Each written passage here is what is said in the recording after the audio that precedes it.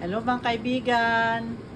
Ito na yung ulam namin. Mag-ulam tayo ng sinigang na baka, yung buto-buto. Ang lalaki ng niya, oh. Ngayon, lalagay ko na yung pichay. Ito yung pinalambot ko ng mga 2 hours siguro. Yun, malambot na siya. Ngayon, it's time to eat. Kakain na tayo. Inagyan ko siya ng pichay, yung tawag nila dito yung bok choy, Shanghai bok choy. Ayan.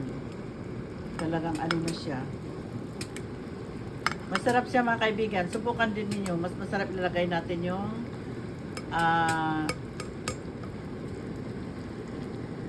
sinigang mix na tamarin. Yun ang inaano namin mga kaibigan. Ayun, kumukulo na siya.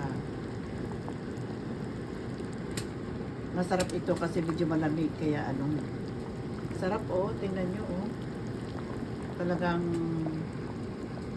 na tayo ngayon, magsusup na tayo kasi hindi masyadong magandang panahon. Kahapon ang init pero ngayon medyo madilim at saka umambon pa, kaya eto, soup na tayo guys.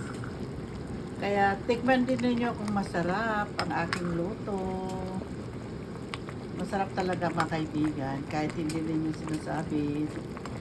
Subukan din ninyo para matikman ninyo. Ayan, kumukulo na. Ang sarap ng pagkakulo niya. Next time ulit ang ating pagluluto. Bye! See you again. Sinigang na baka na may Shanghai bok choy. Bye!